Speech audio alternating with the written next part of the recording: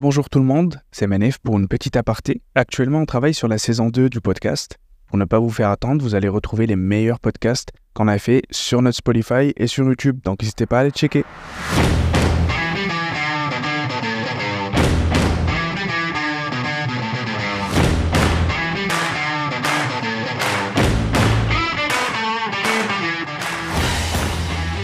Et bonjour tout le monde, c'est Manef pour un nouveau podcast de soumission rénovation entrepreneur. Aujourd'hui, on a un invité de marque comme toujours, c'est Ronaldo. Comment tu vas Ronaldo? Ça va bien, toi? Super, je vais très bien et je suis extrêmement heureux de t'avoir aujourd'hui pour parler un peu de ce qui se passe au niveau de la rénovation, de la construction en général, donner quelques petits tips peut-être. Donc toi, Ronaldo, déjà on travaille dans la même entreprise, on travaille tous les deux pour Soumission Rénovation, mais est-ce que pour les personnes qui nous écoutent, tu peux peut-être te présenter et expliquer ce que tu fais dans l'entreprise?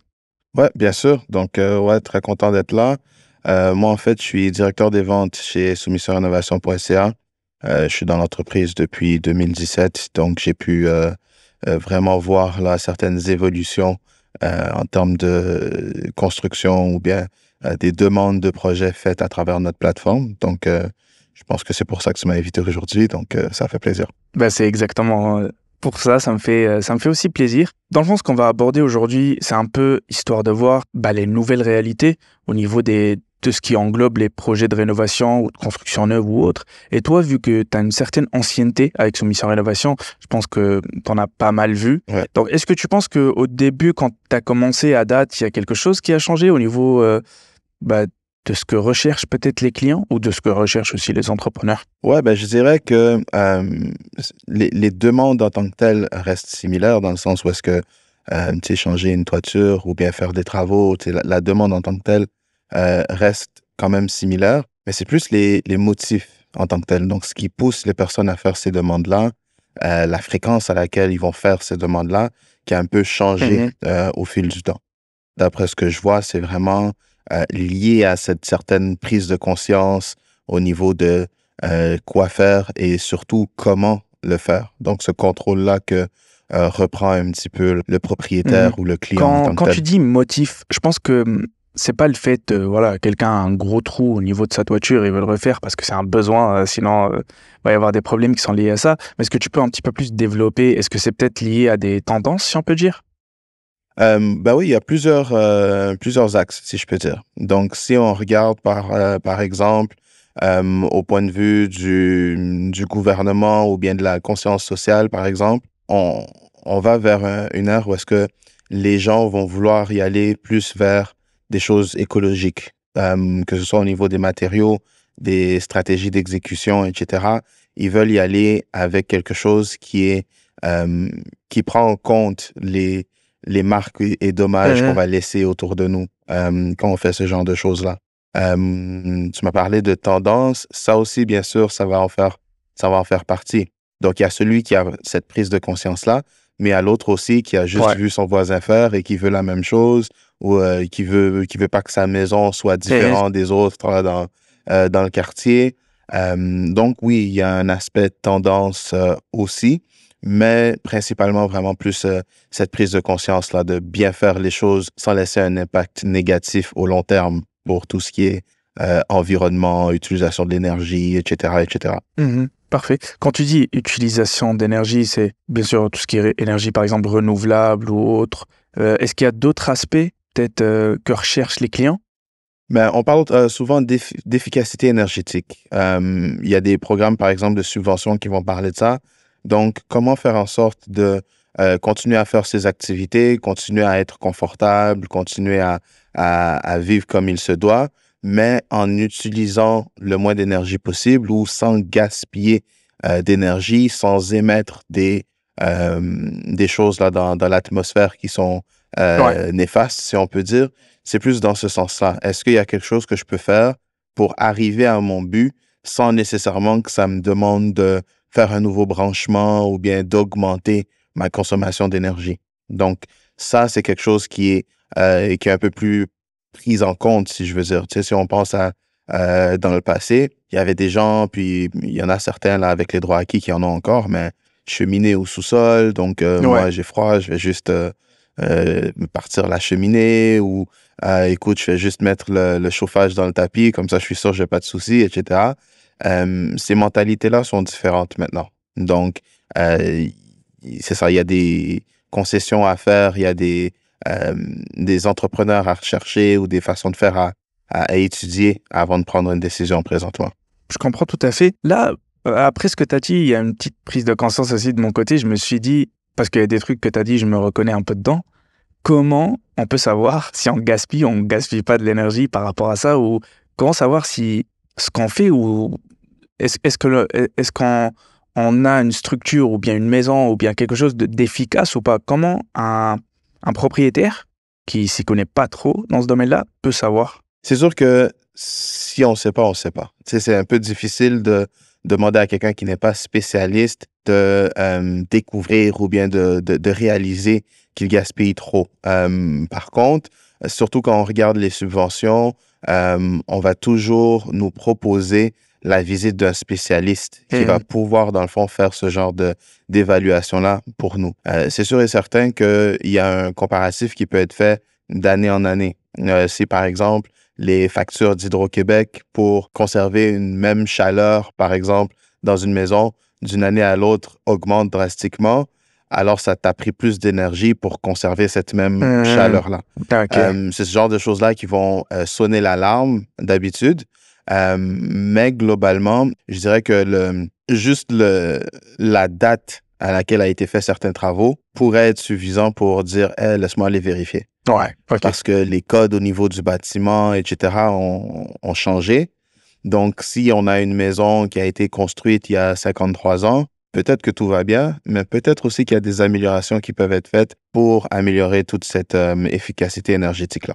OK, je pense à ce stade-là, il faut revoir vraiment la performance, si la maison est encore, si on peut dire, à jour. Ouais. Mais si on remarque ce type de déviation-là, il faut vraiment se poser des questions. Par exemple, je me mets dans une situation, voilà, j'ai une maison et je m'aperçois au fur et à mesure que je paye trop cher. À chaque fois qu'il y a des zones où je ressens un petit peu plus, par exemple, du froid que d'autres, ou voilà, c'est des petits trucs, des petits indices qui m'aiguillent à voir ou à conclure qu'il y a peut-être potentiellement des problèmes au niveau de comment ma maison est faite. Qu'est-ce que je fais? Il y a différentes options dépendamment du problème, parce que là, tu en as énuméré Exact. quelques-uns.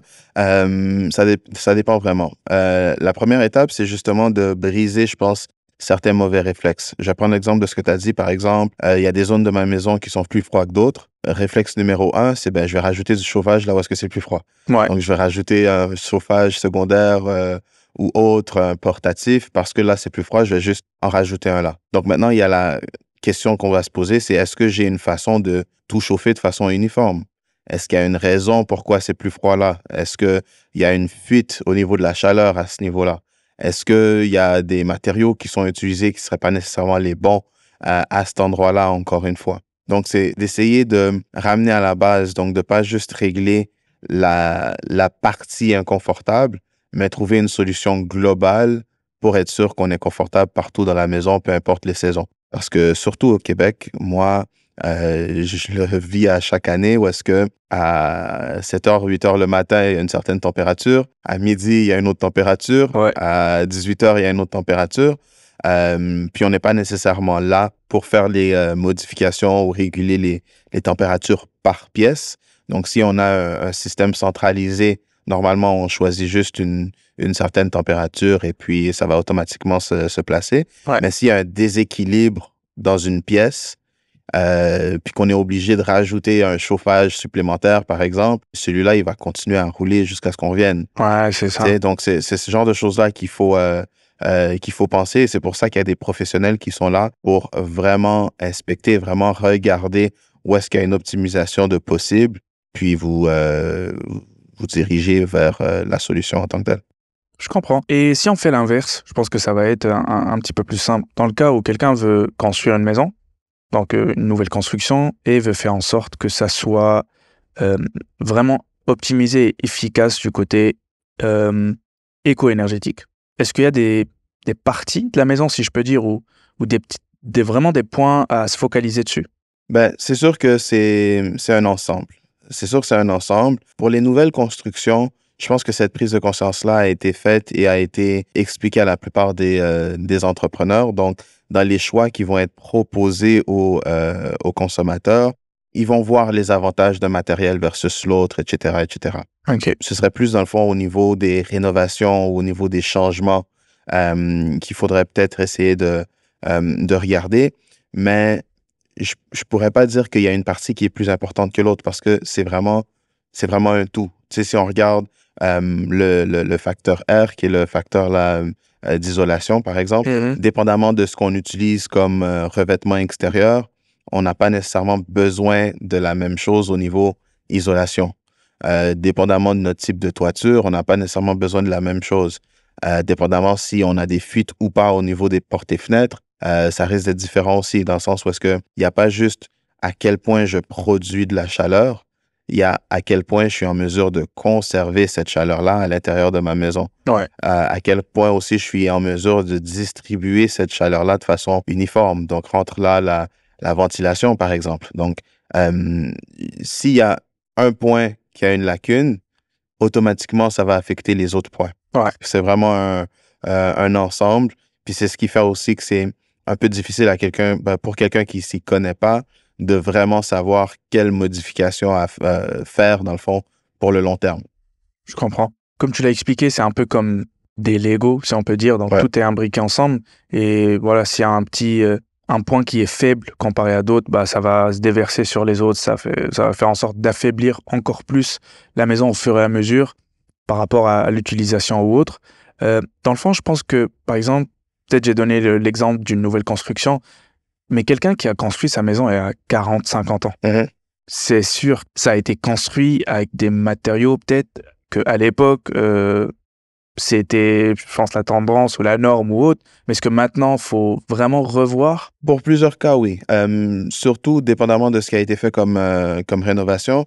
Si on regarde les points, là, si on parle de chauffage, là, tu vois, surtout au Québec, là, c'est quand même important au niveau du chauffage.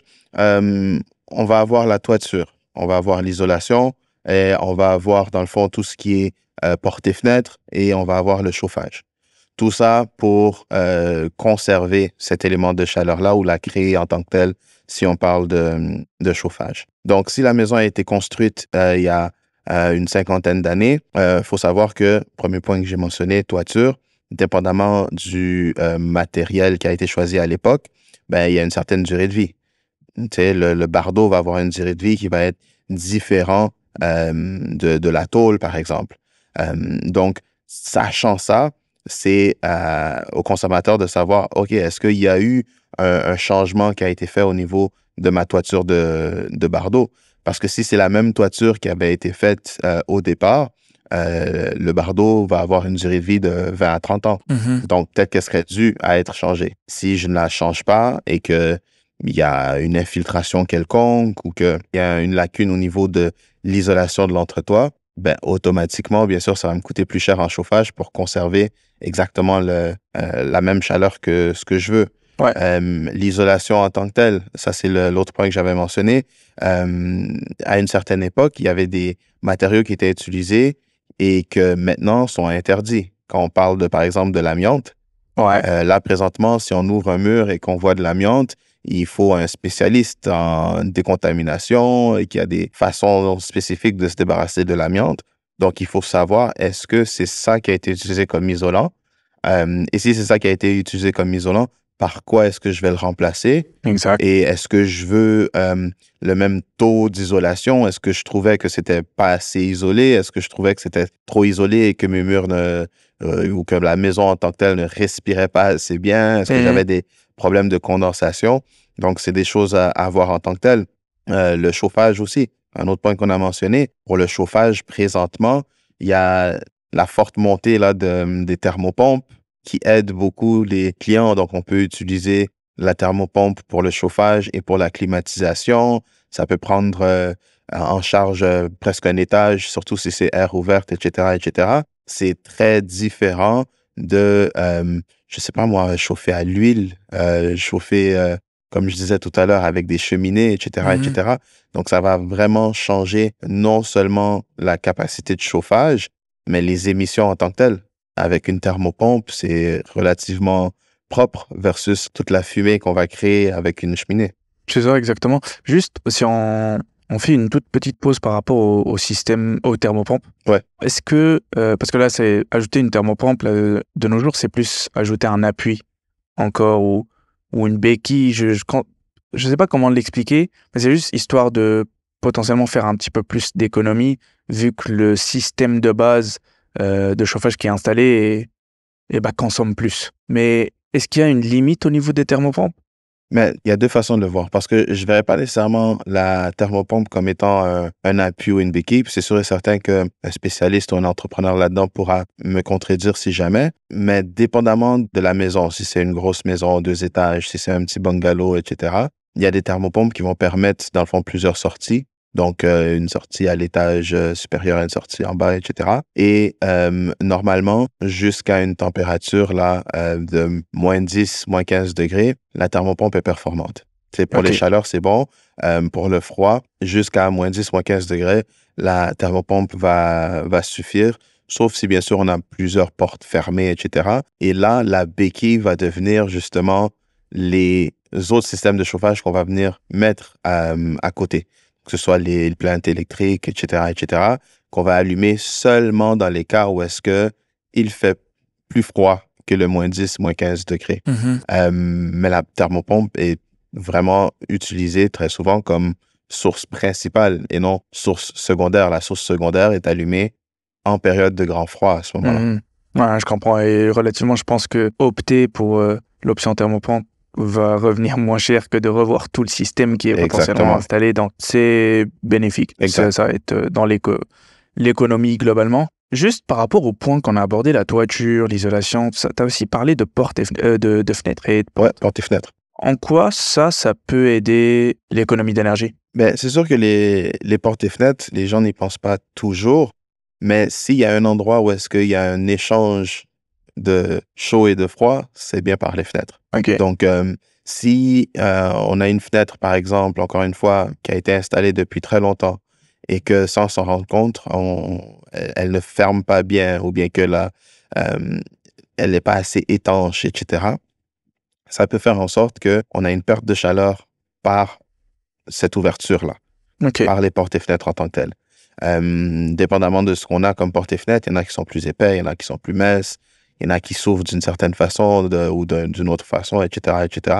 Donc, étant donné que c'est là où est-ce qu'on n'a pas de revêtement extérieur, il n'y a pas d'isolation qui est là, c'est la fenêtre en tant que telle, c'est la principale place où est-ce qu'on peut avoir une perte d'énergie. Si, par exemple, on regarde nos fenêtres et on voit qu'il y a de la condensation qui se forme sur nos fenêtres, ça peut aussi devenir un indicatif. Est-ce que mon problème, c'est un problème d'humidité? Est-ce que c'est un problème de chauffage? Est-ce que c'est un problème de perte de chaleur? Qu'est-ce qui fait en sorte que je vois ces signes-là? Donc, ça devient vraiment un bon indicateur de est-ce que j'ai quelque chose à vérifier au niveau de la maison? OK.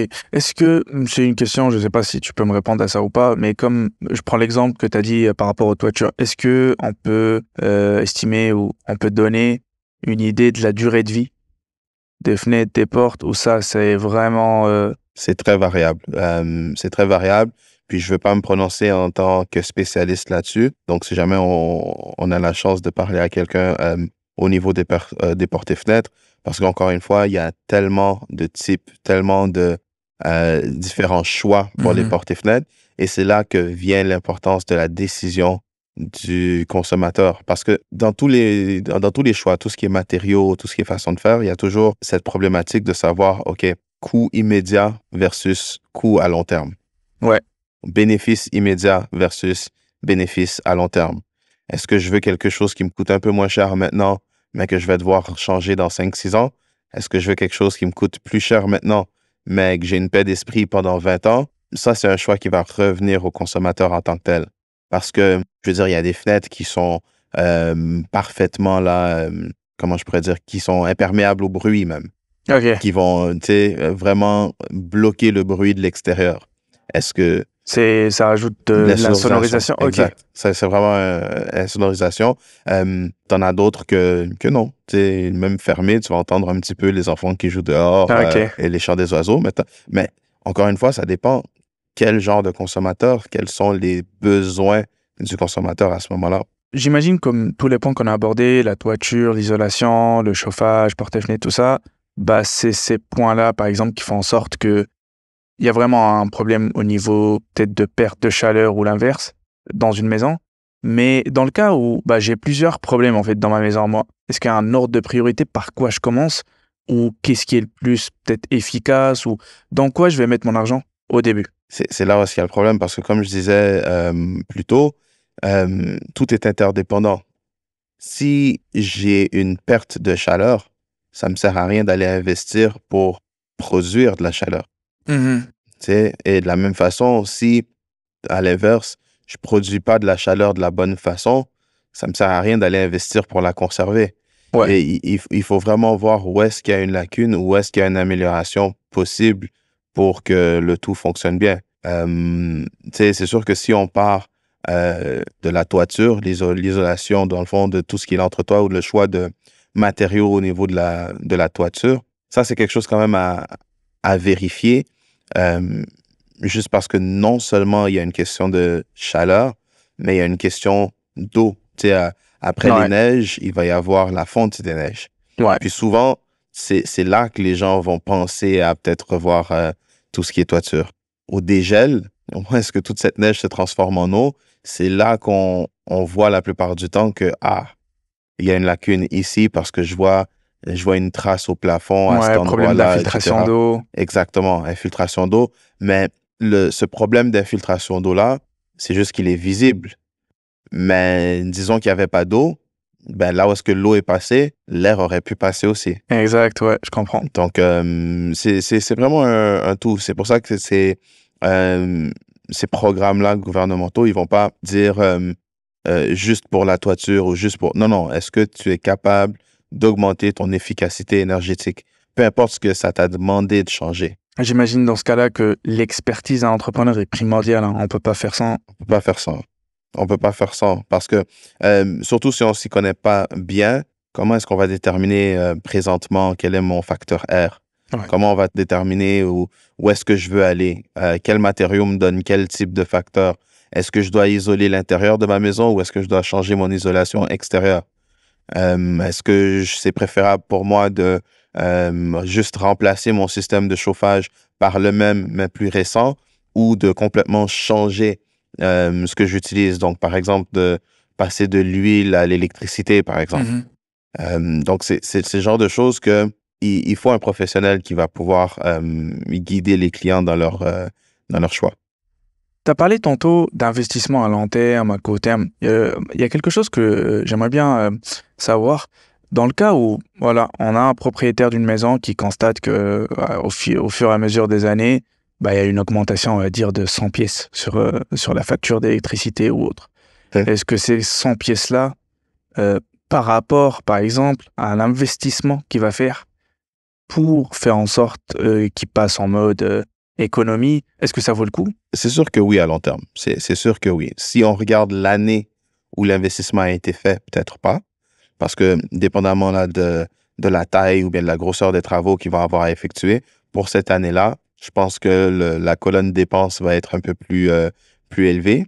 Mais si on regarde l'ensemble des années suivantes, ça va faire en sorte qu'il ne va pas payer ce 100 $ supplémentaire-là et peut-être même payer moins que la facture à laquelle il s'attendait à la base. Donc, il va passer de plus 100, disons, à moins 100. Puis là, je mets vraiment des chiffres aléatoires. Ça va dépendre de l'état de la maison, du problème, etc., etc. Mais une fois qu'on optimise l'efficacité énergétique d'une maison, au long terme, on est gagnant. Ok.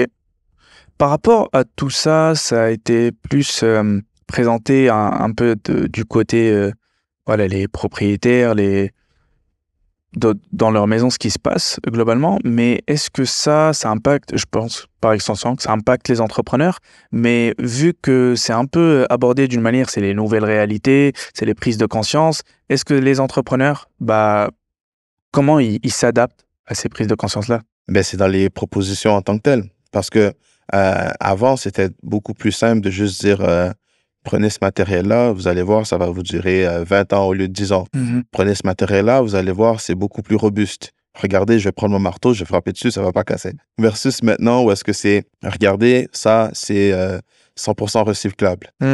Ok. Regardez, ça va avoir zéro impact négatif sur l'environnement.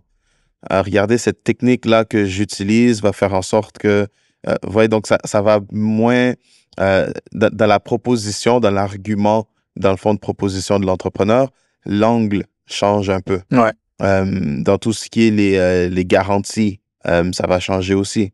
C'est plus juste, je veux le moins cher et le plus solide. Il y a d'autres aspects qui vont entrer en ligne de compte. Puis, ça permet aussi maintenant aux entrepreneurs d'explorer. Quand je dis explorer, c'est avant, je vais pas lui proposer ça, c'est trop cher.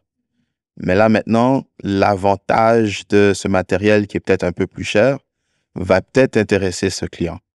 Si je parle, par exemple, je sais pas moi, je, je vais proposer non seulement une toiture de bardeau ou de tôle, je vais proposer du cuivre. Ouais, avant, je sais pas à quel point je proposerais ça, mais maintenant, si je le propose au client, si je lui explique c'est quand la prochaine fois qu'il va devoir retoucher à sa toiture, si je lui explique ses risques ou justement le fait qu'il va avoir peu de risques soit d'infiltration, ou etc., peut-être que ça va peut-être intéresser mon client de cette façon-là. Si je lui explique combien de fois ou bien combien de clients j'ai qui ont les mêmes préoccupations ou bien qui ont fait les mêmes prises de conscience, si je veux dire, au niveau écologique, ils vont peut-être aussi avoir plus confiance en moi. Donc, c'est vraiment dans la présentation, dans l'angle et dans les offres faites au niveau des matériaux ou des façons de faire que ça change. Je comprends. Là, à part les points qu'on a cités tantôt, les gros points, en fait, donc chauffage, porte-fenêtre, toiture, isolation, est-ce qu'il y a quelque chose d'autre qui peut jouer en la faveur du client dans le cas où il a un projet full écologique ou bien en mode économie ou autre? Mais il y a tellement d'autres choses qui peuvent être prises en considération parce que maintenant, ça affecte vraiment toutes les sphères là, de la construction ou des rénovations. Puis quand je dis toutes, c'est vraiment toutes. Je pense même, je sais pas moi, on a un chalet ou une maison là en région et il y a une fosse septique, OK. par exemple. Fosse septique, avant, c'est bon, il faut la vider, et puis voilà, c'est tout. Et puis, mais maintenant, il y a, OK, qu'est-ce que vous utilisez comme produit pour vider ou nettoyer? Ces produits-là, sachant que ça va potentiellement rester ou, tu sais, est-ce qu'il va avoir un impact négatif sur la nature avec ce produit-là ou cette OK. stratégie-là? Est-ce que je peux m'assurer qu'il y ait zéro fuite? Tu sais, donc, il y a des questions qui sont posées qu'avant, les gens, pas qu'ils s'en foutaient, mais que c'était pas nécessairement une priorité pour eux de savoir comment c'était fait. Mais de nos jours, vraiment, le propriétaire, très souvent, va vouloir savoir qu'est-ce qui est fait pour être sûr et certain de pas avoir un impact négatif sur son environnement. Parfait. Est-ce que, je veux juste savoir, est-ce qu'il y a où s'informer globalement par rapport à tout ça? Est-ce qu'il y a des endroits où aller peut-être chercher de l'information? Euh, Dans le fond, je parle pas dans le cas où un client, par exemple, ou un propriétaire de maison veut savoir s'il a ce type de problème chez lui. Je vais pas faire la pub, mais vous pouvez directement utiliser notre plateforme. On va faire en sorte de vous trouver un spécialiste qui va venir chez vous et qui va passer au crible toute la maison pour voir ce qui cloche et Voilà. par la suite peut-être trouver des solutions et réparer le problème. Mais en ligne, est-ce que, je sais pas, est-ce qu'il y a il y a des tips, est-ce qu'il y a des astuces, soit au niveau de... Oui, mais il y en a un peu partout, même si on va directement sur l'Environnement Canada ou Ok, tu sais, sur les sites gouvernementaux, etc. De la même façon qu'ils vont parler de subventions, ils vont aussi parler de pourquoi elle est là, ou, c'est ça. quoi regarder, qu'est-ce qui est couvert. En voyant qu'est-ce qui est couvert, ça nous donne une indication de où est-ce que je pourrais potentiellement avoir des problèmes. Il y a des infolettres qui sont envoyées, que ce soit par notre plateforme ou n'importe quelle source où est-ce que ces sujets-là sont abordés, où est-ce qu'on peut se garder au courant des nouvelles façons de faire ou bien des nouveaux produits, etc. Même aller directement au magasin en tant que tel. tu sais, les magasins grande surface. Donc, non, je vais pas en citer nécessairement, mais partout où est-ce qu'il y a des produits pour la construction-rénovation, si vous pouvez vous acheter des fenêtres, informez-vous. Est-ce qu'il y a une différence entre celle-ci et celle-là au niveau éco-énergétique? Est-ce que ce serait mieux pour moi? J'ai voilà mon type de maison, etc. Ouais, donc l'information est là. C'est sûr que c'est difficile de savoir pour quelqu'un qui ne s'y connaît vraiment pas, savoir où chercher en premier. Donc, de discuter avec un généraliste ou de se diriger vers une source ou une plateforme qui travaille avec différents types d'entrepreneurs ou différents types de services va peut-être pouvoir là, aider le consommateur à savoir où se diriger, tout simplement. Exactement. Il y a aussi un point, je considère que c'est extrêmement important, mais quand le faire? Ah, ça, c'est la question qui tue. Parce que là, on est dans une époque où est-ce que il y a les disponibilités des entrepreneurs versus l'urgence des travaux versus à quel point est-ce que je veux réserver ma place tôt. Donc, c'est très difficile à dire parce que si, par exemple, je sais pas moi, je veux refaire ma toiture. C'est un peu difficile de le faire en plein milieu de décembre ou en janvier pendant que ma toiture est couverte. T'sais. Logique. Mais en même temps, si je la fais en mars ou en avril, les entrepreneurs peuvent déjà être bookés ou déjà avoir des rendez-vous. Donc, savoir exactement à quel moment faire ce type de demande-là, des fois, c'est difficile à dire. Je dirais tout le temps de se réserver un mois et demi, peut-être jusqu'à 2 mois d'avance pour s'assurer une place dans le calendrier d'un entrepreneur avec qui on voudrait faire affaire, mais de ne pas hésiter de faire des petits rappels. Je veux pas que des entrepreneurs me lancent des roches quand je dis ça, parce que je veux pas non plus inciter les personnes à faire des appels incessants, mais juste parce que les horaires de ces entrepreneurs-là, surtout de nos jours, bougent très, très, très rapidement. Il y a tellement de demandes qui viennent de gauche à droite. Il y a tellement d'entrepreneurs, dans le fond, qui commencent certains travaux, mais qui ne réussissent pas à finir ou qui ont pris plus de rendez-vous que ce qu'ils pouvaient réellement accomplir comme travaux, que les entrepreneurs organisés, compétents, etc., leur calendrier se remplissent extrêmement rapidement. J'imagine. Mais en même temps, ils vont pas nécessairement vouloir mettre quelque chose à leur calendrier pour l'an prochain. Donc, trouver ce juste milieu-là, c'est un peu difficile. C'est pour ça que je dis le fameux 2 mois, 1 mois et demi, 2 mois, c'est une bonne fenêtre, je dirais, pour faire une demande de soumission quand c'est quelque chose d'envergure. Mais il faut toujours être flexible au point de vue de l'exécution. Ce que je veux dire par là, c'est avoir le rendez-vous, c'est une chose, mais pouvoir exécuter les travaux, c'est autre chose parce qu'il y a se rajoute à ça la livraison des matériaux, dépendamment du choix qui a été fait par le consommateur, dépendamment de ce qui doit être fait. Est-ce que on va recevoir les permis de construction ou bien de rénovation quelconque qui sont qui sont nécessaires au niveau de la ville, etc. Mais pour la prise de contact et pour avoir une place dans le calendrier, puis là, je parle vraiment de travaux de remplacement ou bien des travaux quand même d'envergure, pas des petites rénovations. Le mois et demi, 2 mois, d'après moi, là, c'est une belle fenêtre. C'est sûr. Faut se préparer. Faut laisser le temps aussi aux entrepreneurs de se préparer. En conséquence, il y a plusieurs étapes qui ne doivent pas être brûlées ou pas accélérées parce que là, ça peut engendrer peut-être des problèmes au niveau soit de la job en elle-même, de la réception des matériaux, de plusieurs soucis qui vont par la suite suivre. Mais globalement, je pense que on a bien fait le tour de tout. Dans le fond, on a un peu discuté de tout ça d'une manière un peu générale. J'espère que dans le futur, on peut avoir peut-être des entrepreneurs qui sont spécialisés sur tous les points qu'on a énoncés aujourd'hui, histoire d'approfondir un petit peu plus, de parler vraiment purement avec quelqu'un qui s'y connaît au niveau des matériaux, des coûts, de ce que ça prend, de ce que ça prend pas, pourquoi choisir ça au lieu de ça. Ouais. Donc ça, j'espère que ça va suivre. En tout cas, moi, ça m'a fait extrêmement plaisir de te recevoir, Ronaldo. Je pense que tu as vraiment...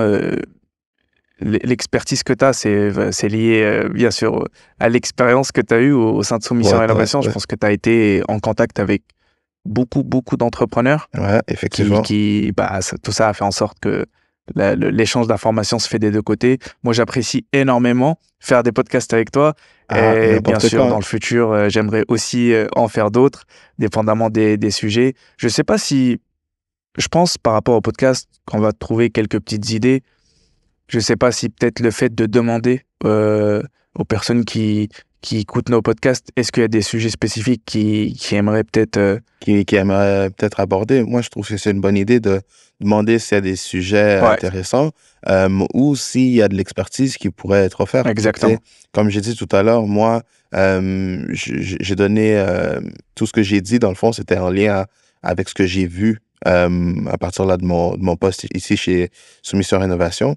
Mais ces entrepreneurs-là qui vont écouter le podcast sont sur le terrain du matin jusqu'au Exact. soir. Et eux, ils discutent. Oui, je discute avec des clients, mais eux, ils négocient avec les clients, ils font de l'installation. C'est eux qui parlent aux manufacturiers, etc. Donc, je pense que leur point de vue est extrêmement important et de voir aussi dans ces nouvelles réalités-là, où est-ce que eux ils se positionnent, comment ils font, dans le fond, pour gérer ça. Moi, j'ai dit, par exemple, le mois et demi, 2 mois, mais c'est pas tous les entrepreneurs qui ont le même calendrier, c'est pas les mêmes entrepreneurs qui ont les mêmes effectifs, surtout ces temps-ci où est-ce que la main-d'œuvre devient de plus en plus rare, ou bien comme me diraient la plupart des entrepreneurs, c'est pas la main-d'œuvre qui manque, mais la main-d'œuvre qualifiée. Donc, c'est ce genre de choses-là que les entrepreneurs peuvent amener en termes d'information. Puis je pense que, en tout cas, moi, je l'écouterais. Parfait. Moi aussi. Je te remercie encore une fois, Ronaldo. Je te Merci à remercie toi. pour tout, pour ta présence, pour l'expertise ou pour l'aide ou pour les tips que tu as pu peut-être donner à toutes les personnes qui nous écoutent. C'était Manef avec vous. Merci de nous avoir écoutés. Merci d'avoir participé. Et à la prochaine.